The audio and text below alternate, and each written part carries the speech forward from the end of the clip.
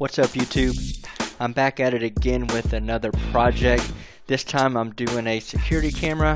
My last one I did a few years ago has been getting a lot of views, so I decided to do an updated version. This time using a 3D printed mount, some hardware from Home Depot, and an old Galaxy S3. The project's probably about $10 total, just in the hardware. Everything else I already had, so let's go ahead and jump into it. First things first, and that was to print out the mount. This took about 8 hours, so while it was going on, I went ahead and got my S3 set up. First thing I did with my S3 was restore it back to factory defaults. Whatever you can do to keep it running as smooth as possible is what you want. I also turned blocking mode on. Now the phone isn't active, so you won't be receiving calls, but you're still signed in with your Gmail, so to reduce any type of emails coming in or hangout messages, I went ahead and turned my blocking mode on. Next, let's go ahead and open up the Play Store. Go to IP Webcam. To me, this was the best app because it integrates awesomely with iVideon, which is the program we'll be installing on our computer later. So let's go ahead and install IP Webcam. Once it's installed, we'll go ahead and open it up, and I'll go through a little bit of the settings. The app's made to record video to the phone as well, but we'll be using the iVideon, so most of these settings we're just going to turn off, and there's only one we're going to have to worry about at the bottom. So most of the stuff, if you want to go through it and check it out, you can, but like I said, we're not going to be using it at all. One thing I did change was the quality was set at 50. I went ahead and just bumped it up to 71. Didn't want to bump it up too high because we need to keep the phone running pretty smooth through the whole process. The Galaxy S3s are known to overheat and just shut off, so the camera's going to be running all the time, so you kind of want to keep it bare bones as possible. So the effects, there's a couple of things in here I'm trying. I haven't really messed with the night vision yet, so I went ahead and enabled it. Later on I'll see if it's actually worth having on or not. The night vision exposure is set to 2 frames. Not really sure how this affects the video quality on night vision, so I just kept it like it was, and we'll go ahead and move on to what we have to really worry about.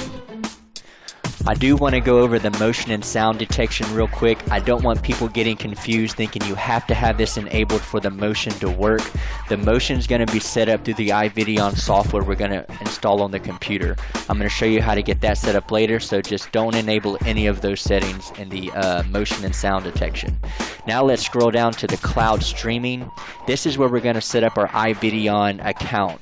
It's pretty simple to do. I set mine up right here through the app. It was a few steps, a username and password, and it was automatically linked to the account, to the app on the phone. Just make sure your cloud streaming is active. That's got to be enabled, and then test your compatibility. That took a few seconds to make sure it is communicating with your online account. Just go ahead and double check that you are connected to a Wi-Fi, because you are going to have to communicate over the network with your computer. That's basically how the system's going to work and record all your footage. Once you're done going through the settings, go ahead and click Start Server at the very bottom. One thing you're going to have to remember, you may want to write it down, is your IP address right here. We will have to put that into the server software through iVideon to make the connection between the phone and the server. And once you're done with that, you can go ahead and mount it however you're going to mount it, and we'll go ahead and get on our PC and get the software set up. Once you're on your PC, go ahead and open up a web browser to ivideon.com/downloads and hit enter. This will bring you straight to the downloads page. You will need to download the iVideon server. Just choose your operating system. The download process is pretty easy like any other software, so I'm not really going to get into that. Next, you want to download the iVideon client. Once you have both of those installed, go ahead and open up the iVideon server first. Click on the settings up here in the toolbar, and first thing you want to make sure is that the server is attached to your iVideon account, which should be your email address. Next, you want to archive it to whatever folder you feel comfortable with. I set my size to 5 gigs. My camera's pretty active. I live in a neighborhood and it catches cars going by all the time, and I still get over a week's worth of video at 5 gigs, so that should be plenty. The rest of these tabs, I left everything as is. I haven't really had a chance to play around with a lot of stuff. One thing I did check was the motion detection log. Still, I haven't really played with it. I'm not sure exactly how it works, but something I'll look forward to doing in the future. Now that we have the server set up, we can set up the camera. Your camera should be listed here. You just want to right click on settings. First thing it's going to ask for is the manufacturer, which is just an Android IP webcam. After that, you want to look down here at the IP address. This is the IP address I told you to write down earlier. You don't have to worry about the port number, which is that :8080. Just the IP address will do. Next, you want to put in your username, which is usually your email, and then your password. Also, I like to check this because it's going to record audio whenever it starts to record the video. Next, you want to just have it only record when the detector is triggered, which is motion or audio. It's going to record at those times only. Here's the sensitivity window for your motion. Today has been some high winds and it's been catching a lot of just blank footage, but right here you can set it to however you want. To me, higher the better.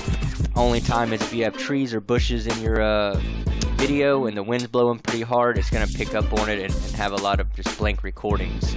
Another thing that's messing me up today is wind. It does record audio. As soon as it hears audio to a certain threshold, it's going to record, and this is the wind blowing into the phone, which is causing spikes in the, above that threshold there. Next tab is just going to be your schedule. If you want to schedule it for a certain time to record, you can do it right here in this tab. Me, I'd rather just let it record on motion whenever it's going to record. So now we have all that set up. As soon as you click start, it's going to start the server, which is going to then start detecting on motion. Every time it detects motion or audio, you're going to get video footage. And to view that video footage, you want to open up the iVideon client app. It's going to log you in automatically. Once it's logged in, you can see over in your left hand side here the live footage that's going on. If you have multiple cameras, they would all show up right here. As soon as you click on it, it shows you your live feed, and that's pretty much it. Down here at the bottom left is your recordings. So this is where you're going to go to view your recordings for the day. It leaves a timeline of 24 hours across the bottom and the day right here at the top. You can go through your days by clicking on the drop down. And you can also view each time it's recorded here in the timeline. You can zoom in and out just using the scroll wheel on your mouse, and then you just click and show recording. And as you can see right there, the bushes caused it to record again. Let's see if we can catch something else. Nope, just the bushes again. Yeah, today I've had nothing but a lot of just the bushes moving around.